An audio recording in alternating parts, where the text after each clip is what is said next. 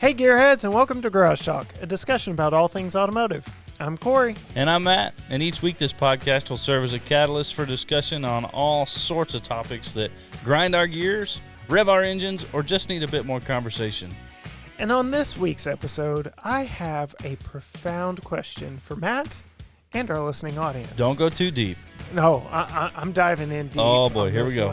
So, and that is, should you ever own your dream car? But before we get into all that, I just wanted to remind you that you can find out more about us and what we're into at gtgaragetalk.com. There you can find links to all of our social media platforms. We're on Facebook, Instagram, and Twitter, all at GT Garage Talk, where you can see the latest news and information from us. And what we're into, like, I don't know, a little car show that we're doing this October. Yeah, something like that. We'll probably get into that later, though, right? Just a few weeks out. Yeah, it's creeping up on us. It is quick. But today's episode, I really want to hone in on this idea of, should you ever own your dream car? Right. Oh, you're asking? Yes. Oh, well, I mean, I think we have to start with the definition of dream car first. Okay. Because, like, I mean, there's dream cars that are like, you know, a McLaren 720S. Yes. There's dream cars that are a 67 Camaro. Yes. There's, dream cars that are 1940 Packard.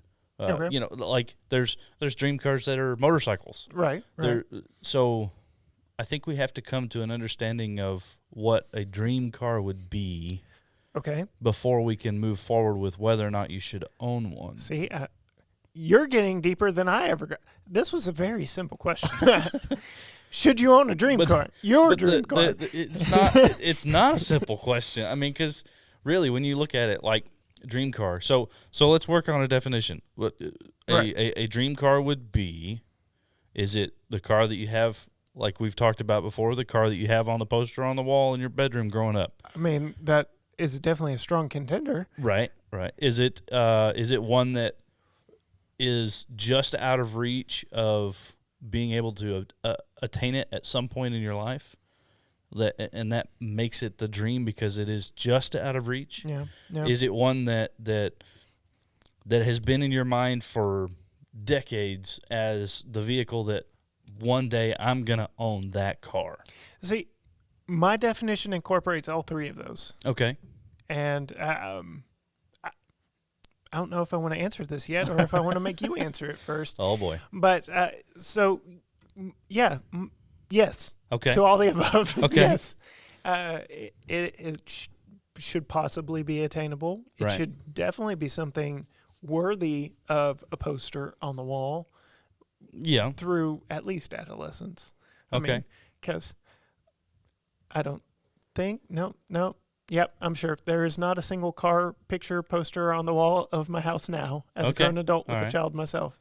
That will probably change. Tucker is very much into cars. Oh, definitely. Yeah. So, but yeah, there should be I don't want to use the word, but I'm gonna a lustful type. Okay.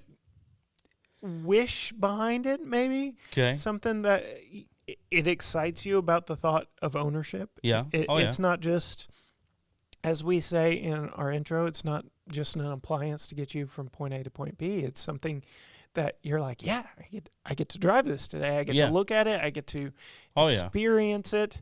And it's more than just the... More than a passing fancy. but an emotional tie, yes. a deeper level of motivation to... Right. Yeah, okay, all right, I'm following. So do you have one of those? I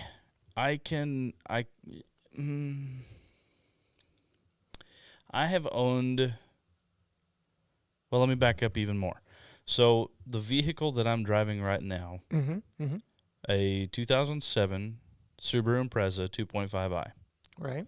Which, if you want to know a little bit more about Matt getting said vehicle, you can go back and listen to the Mystery Machine episode of Yeah. our podcast where we Yeah. we tease it a little bit back and forth before we go into the full details of it. But Just that a is couple weeks ago was yeah, that episode. that is Matt's new rig. So go back, Mystery Machine. Anyway, sorry. It 84,000 miles, manual transmission. Hashtag save the manuals. Yes. And it is just a plain Jane, simple A to B vehicle. But I look forward to driving that car every time I get a chance to. Yeah. To the point of, and I haven't had time to make time, but to the point of wanting to just get in my car and go drive. Right. Especially when I don't have time Right. to do so.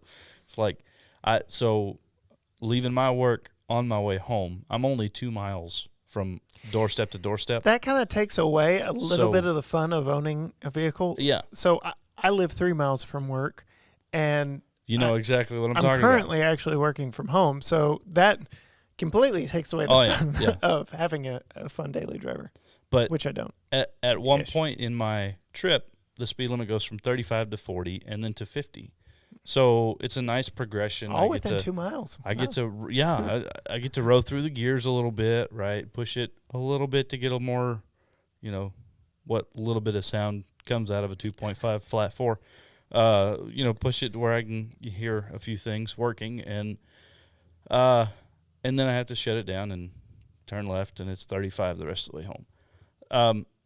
There have been several times when I've been very tempted, instead of downshifting, to slow down, to downshift and punch it and head on south on Yeah. 110 on my Yeah. way out of town, because I just want to go drive. Yeah. I love driving that car. It's a fun car to drive. It's a comfortable car to drive.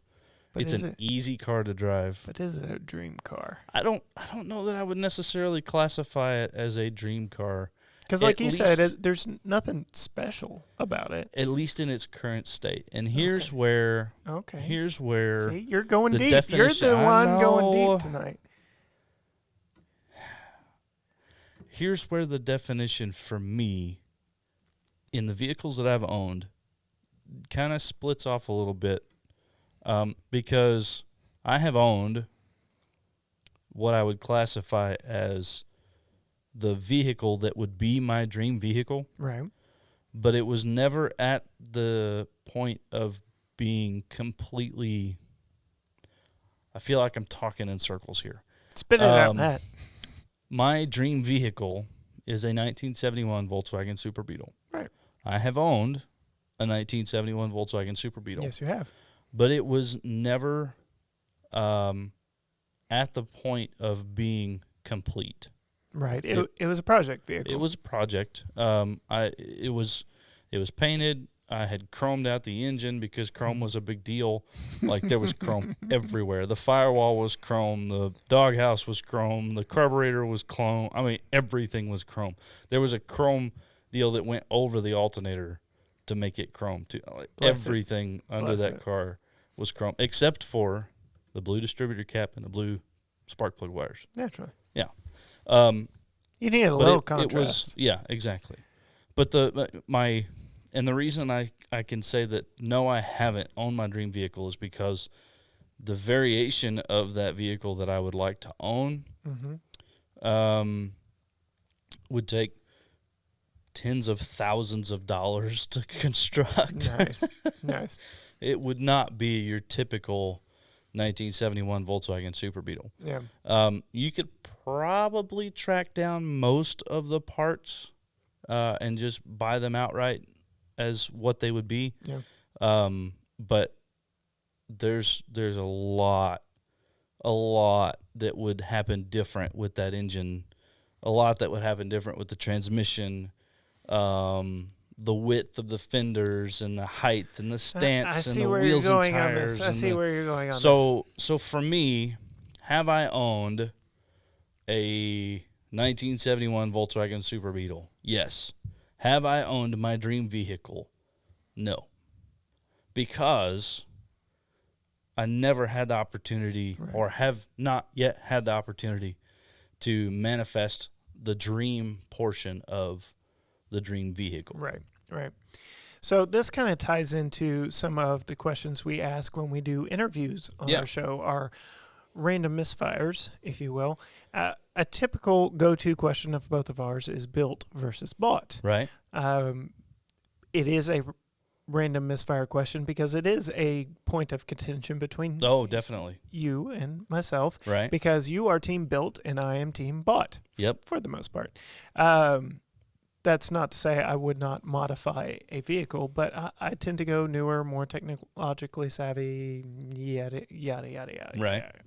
And basically, I guess I have I don't know, just newer, like I said, newer, more technical outlook on things, or at least what I would want, excluding my 1969 Camaro Z28, which I would want to be bone stock. As original, factory original as possible. Right. And so, all that to say, you, obviously, your dream car is a built how you would want it, spec'd how you would want it. It's not a run-of-the-mill anything. It's not something you could just go to a dealership and get. I appreciate that answer. Yeah. Like I said, I'm giving you a hard time now because you definitely went deeper than I did. Because I am thinking, broad strokes, generalizations here. So, right.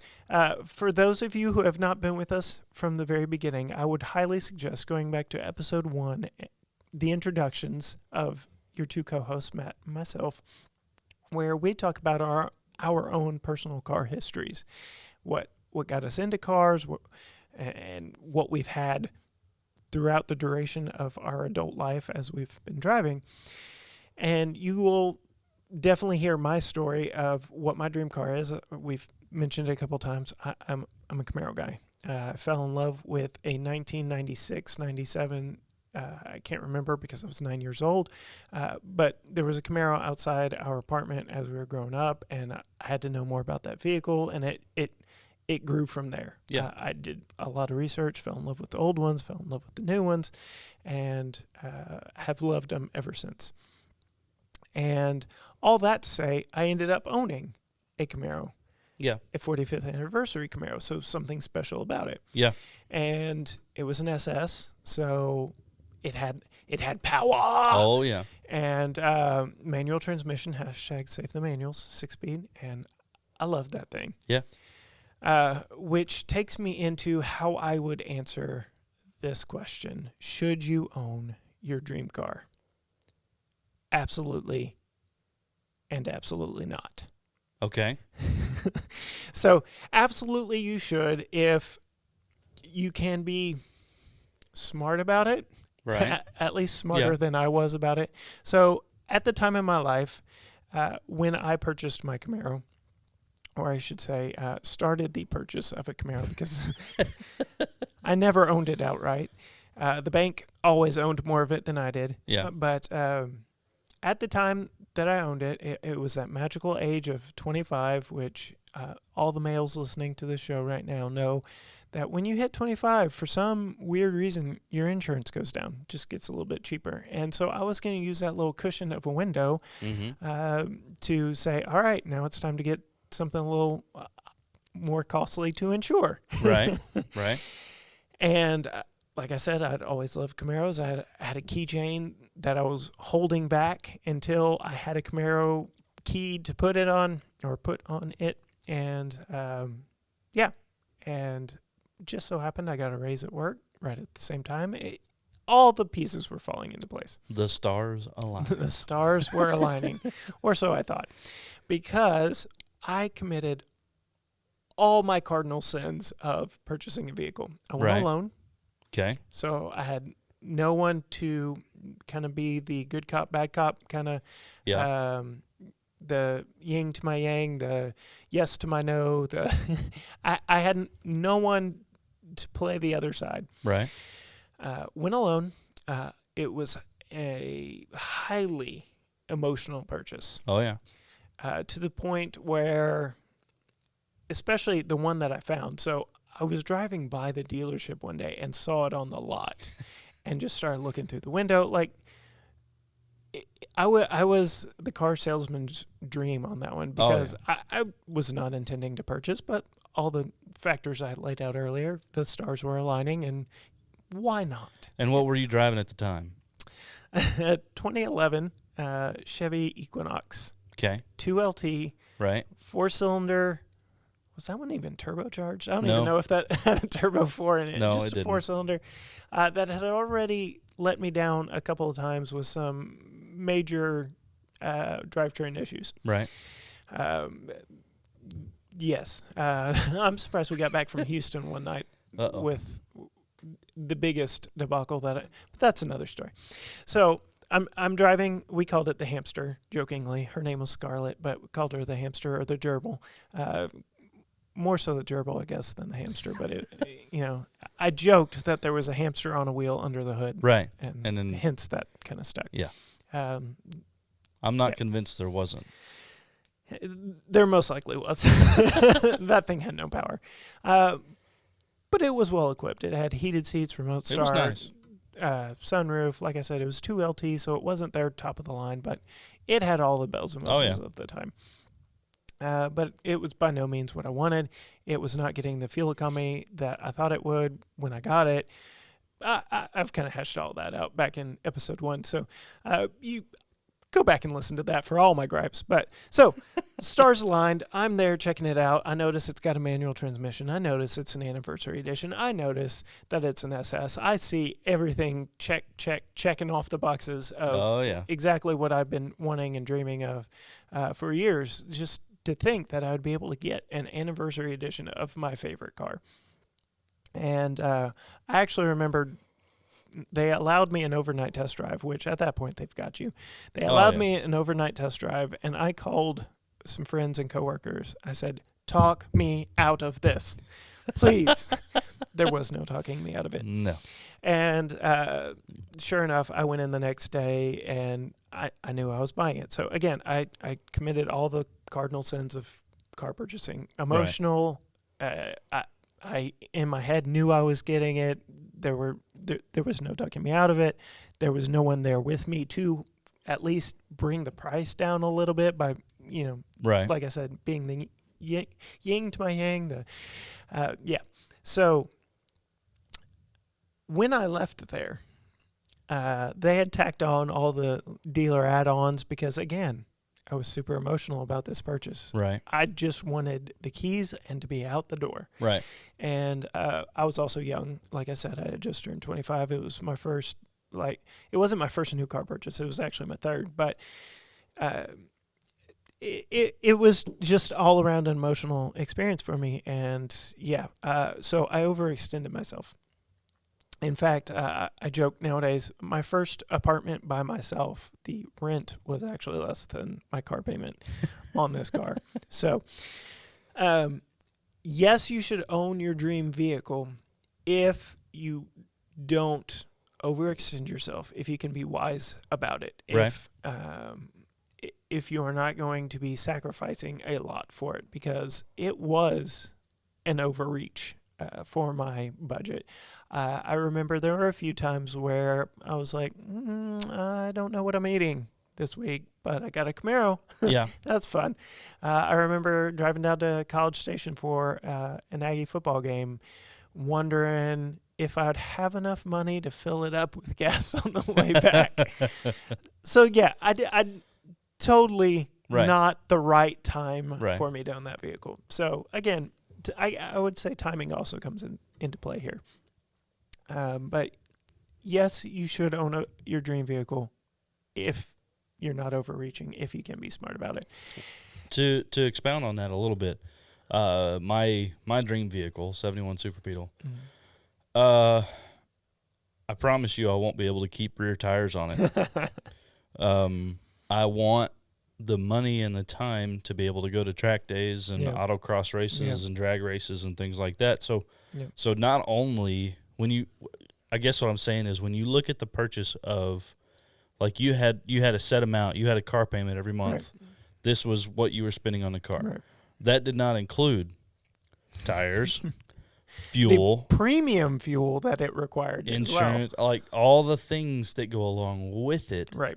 So it's not just about having car payment. The car payment, or not just about, all right, I've saved up $12,371, and you go out and buy a car for $12,371, that's all fine and dandy.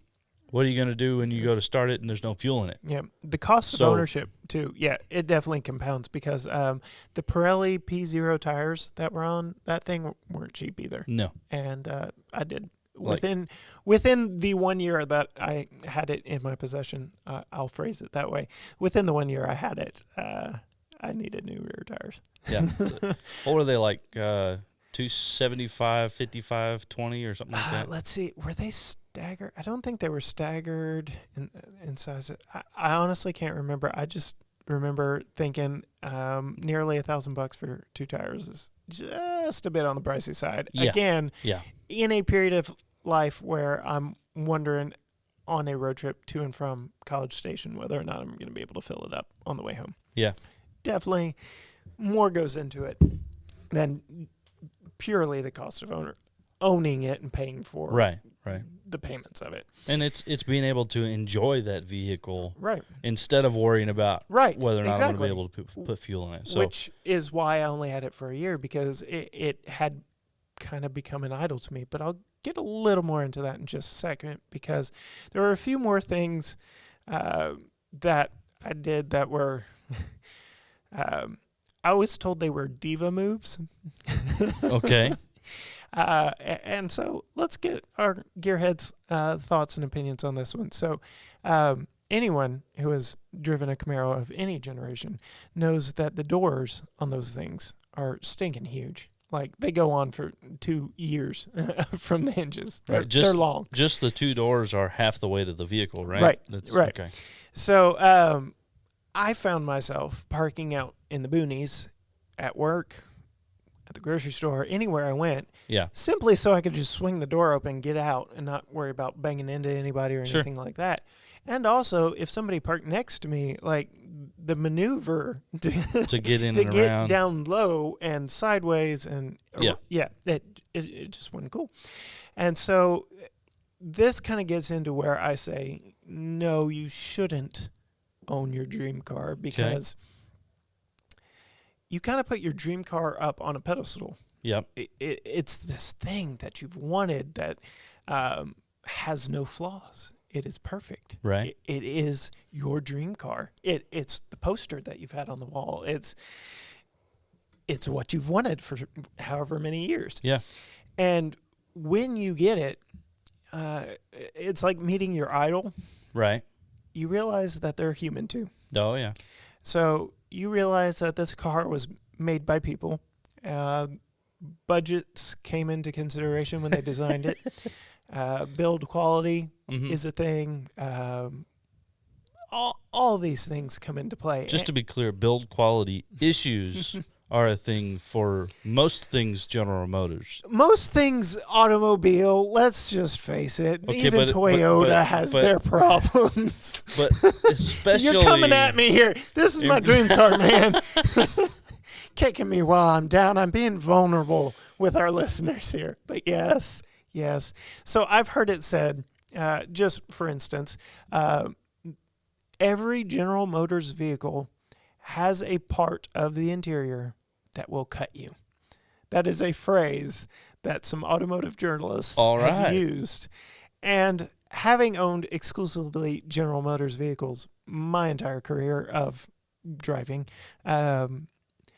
yes, maybe. Like, I haven't always looked at my interiors with that mindset. Right. But I can definitely see how hard plastic die cut lines and things of that nature point out, or things weren't just so when they put them together. I'm driving a Chevy right now, and the adhesive sticky tape that holds the touchscreen into its little housing is visible. It's like covering up just ever so slightly a little bit of my touchscreen on my infotainment system. Right. And I think it's actually getting worse. I don't know how, but I think it's actually getting worse over the 6 years that I've owned it now. Yeah. So, 7. Oh my gosh. Yeah, it's been 7 years.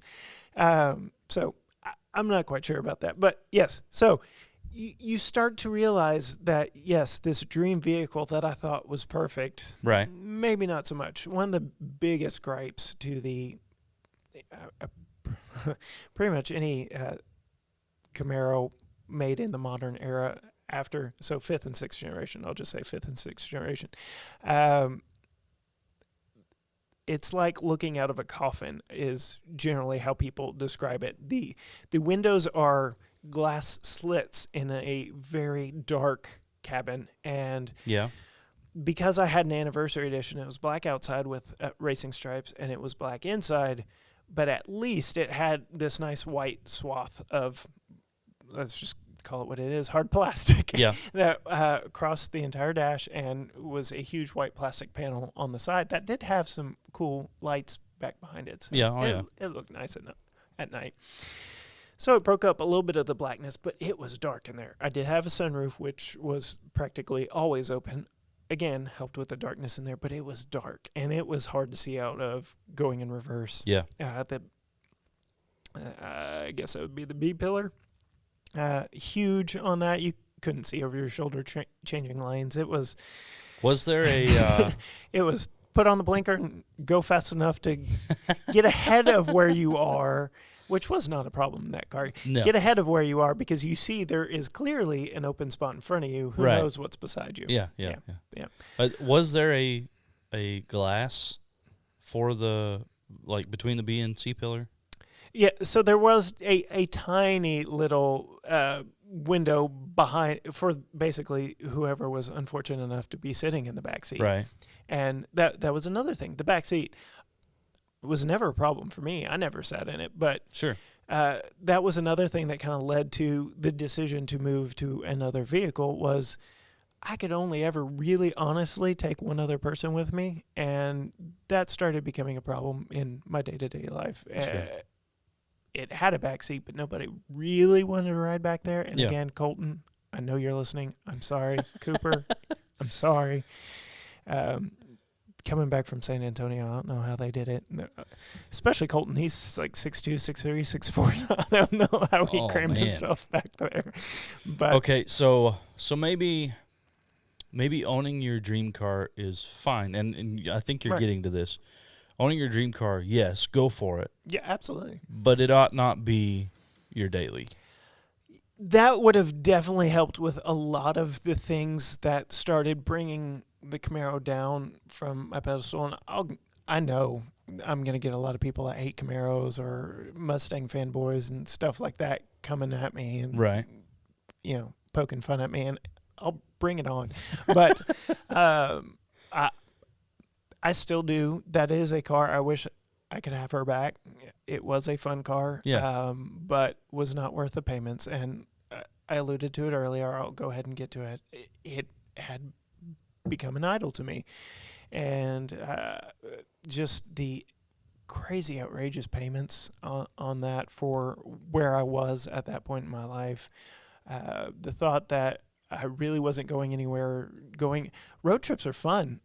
For me, the trip itself is as fun sometimes as the destination. And when you're in a car that you can only really legitimately have one other person with you comfortably, that was a major downside for me. Sure. So again, to your point, if it weren't my daily, it would definitely make a whole lot more sense. So that, yes, comes into a play. So if you have just this giant garage that you can have multiple different vehicles in, I say wholeheartedly, yes. Right. Own your dream car. Oh, yeah. Well, and so I've heard Johnny Lieberman say this. He's a host on the Motor Trend channel. Yes. He does like 3 or 4 different shows on there. He does. And I believe he's also an author for the magazine as well. Okay. But, well, he has, I believe it's a Lamborghini Countach. So an older, and it has been one of his dream cars. Right. And he hates driving it. See? Because it's a beast. And it's going to the Grand Tour and Top Gear. Lamborghinis of that era are trying to kill you. Yeah. They are actively trying to kill you because that's kind of the love-hate relationship that gearheads have with those vehicles. something that they've lost in the modern era since Definitely. Audi has refined them. Definitely. Yeah. Well, so the Vipers, the original Vipers, did not have traction control. No. Did not have ABS. No. Did not have stability control. No. They didn't even have airbags. It was 8.4 massive or air liters conditioning.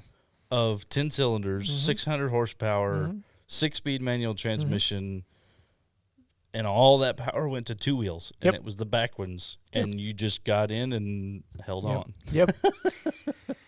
And there's something fun about that when it's not your daily When it's driver not the that daily. You have to live with day Right. in and day out. Yes, yes. And that's kind of taken me on a journey of kind of re-examining my past loves of Camaros, Right. because I ultimately fell in love with, and I alluded to it even earlier tonight, the fourth generation Camaros, which, Right. for those of you unfamiliar, ran from 1993 to 2002. And really my favorites of the bunch were the 98 to 2002, because that's when they changed the headlights. The interior got, I'm going to do this with air quotes here, an upgrade. Because looking back at it now, the interior was terrible. It went from the dual rectangle headlights to the more bubbly, rounded edges and whatnot. More flowing lines, and yeah. it was the catfish Camaro, as most people call it. Yes, okay. It looked like a catfish. And the interior kind of went from less of a jet fighter with, like it had on the... in the cockpit.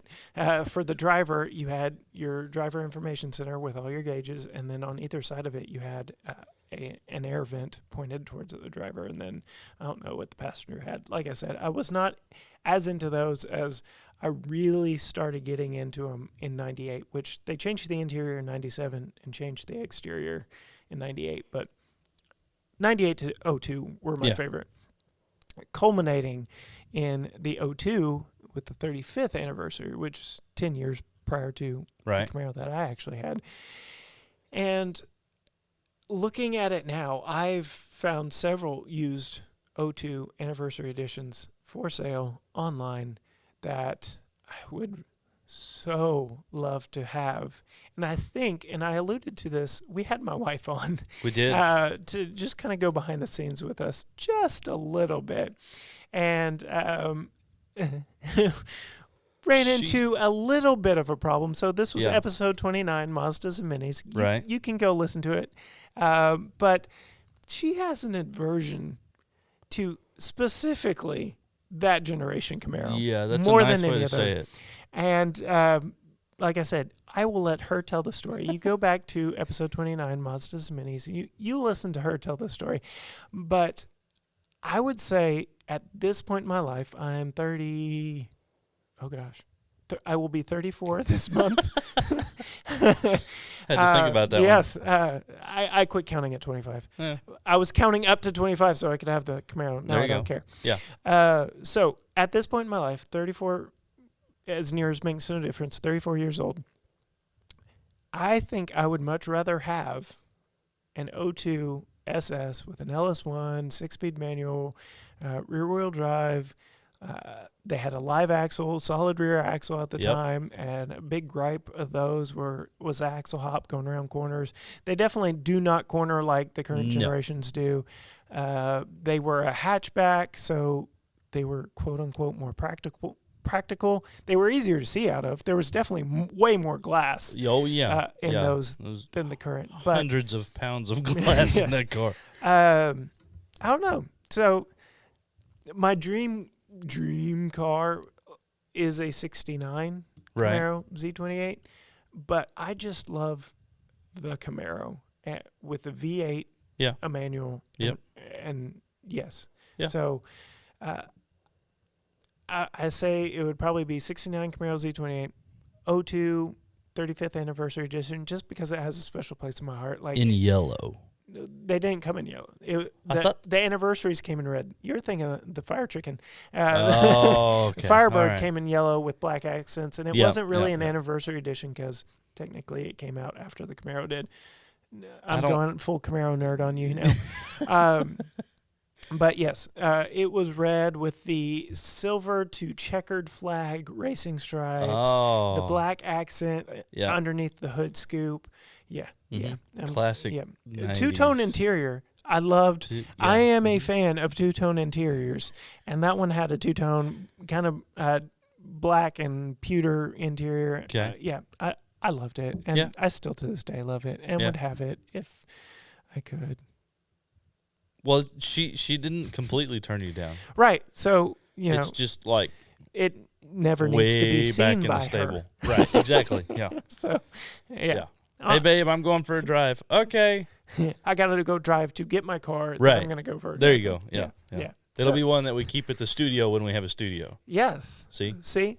Nice segue on There you that, go. because if you would like to support our channel, support Absolutely. our habits, support what we're doing, you can head over to GT Garage Talk /support. There you will find, I believe it's 4 or 5, 6 different ways that you can support us. One of them being our Patreon account, where for $3 a month, you can just support what we are doing and to continue to see great content from us. For $5 a month, you get bloopers each week and a little bit extra content for Matt and I after we stop recording this episode that everyone gets to hear. And there are multiple different tiers after that you can see different perks along the way. Oh, yeah. Just a nice little plug for, if you want to help us out and help me get this Camaro one day. One day. One day. I will have it. So, to maybe segue a little more, Yeah. one of my dream vehicles, Okay. because I have multiple, because Naturally. gearhead. Yeah. One of my dream vehicles is to own, I guess I could say I've kind of owned 2 of my dream vehicles. Okay. Because the other one that I would have, well, I'll tell you what it is and what I would do to it to make it mine. Okay. And then I'll tell you what I had that compares to it. So my dream vehicle would be A dream vehicle. No. One of my dream vehicles would Keep be you honest here. A late model, and I say late model because they went to fuel injection just a few years ago. A Honda Shadow Phantom. Okay. In matte white with Vance and Hines short shots, blacked out Vance and Hines short shots. And it would he went into that 2-wheel world. And, it would have to be 2-up with a sissy bar and probably an aftermarket seat because my wife likes to be comfortable if she goes for a ride on the back of the motorcycle. So, but basically, it's a cruising bike. it's a cruiser-esque commuter kind of vein. 750cc V-twin. I don't know. I'm just. It's a Honda, so it's balanced. It's smooth. I had an 07 Shadow Spirit in Honda blue. Okay. Beautiful. In 07, they were still carbureted, and I never had the money to do the Vance and Hines short shots, but I had heard one fire up with those pipes on it, and man, it sounded good. Like Harleys have a distinct sound, right? Potato. Yeah. Harley has built a brand around a sound. Yep. They have also built a building around sound where they take their new motorcycles and test for hours and days on end. Well, when that is how you build your brand, to make sure that you it have sounds, to maintain the brand. It's ridiculous, but that's my business. My 2 cents. I'm with you there. Business sense with Cory. So instead of the Vance and Hines short shots, this goofy guy. He pointed to himself there. Yeah, me. This goofy guy was talked into cutting the baffles out. No. On my on my bike. How'd that work for you? It wasn't crazy awful loud. No. But it wasn't great. It was not a clean, crisp, pop, resonant, growly kind of sound that I was after. It was a droning, like with your nose pitched closed, kind of a resonant sound. It wasn't great. Right. It gave it a little more noise, but it wasn't what I wanted. So, but yeah, and I loved the Honda Blue. I think there may be a picture up on the website. If not, we'll make sure there's a picture up on the website of that bike. But I think you need to get me one. I definitely do. There's some on Facebook too. So if you track me down on Facebook, there's some pictures of my bike there. Which I have your Facebook page linked on gtgaragetalk.com/ Oh gosh. What is it? It's about Garage Talk. You go to About Garage Talk. Oh, okay. So gtgaragetalk.com/about. There Cool. you go. Nice. See? Find our personal social media pages. Right there together, all laid in. See? Okay. So, yeah, that would be, I guess, a variant of one of my dream vehicles would be a Shadow Spirit. Or, Shadow Phantom. Yes. Yeah. So now we pass the question on to you, our listeners, our Gearhead faithful. Should you own your dream car? And, I mean, we've kind of gone back and forth on it. I believe we're both of the opinion that, yes, just be smart about it. Right. But what do you, our Garage Talk faithful, think about it? We would truly love to hear back from you. We will put up an image on Facebook, Instagram, and Twitter for you to reply on, start a conversation thread on, to give your answers to this question. 4 weeks from tomorrow is our car show. Unlikely Heroes. Go sign up. Sign why up. haven't you signed up yet? Don't tell me it's not because you don't have an awesome car. Right. That's what we want. Yeah. Oh, yeah. October 24th from 10 to 2. Is that what we're doing? 10 to 2. At Hilltop Church of the Nazarene. We're having a car show right here then. Be there or be square. Absolutely. gtgaragetalk.com/car show. Check us out. Until next time. Bye.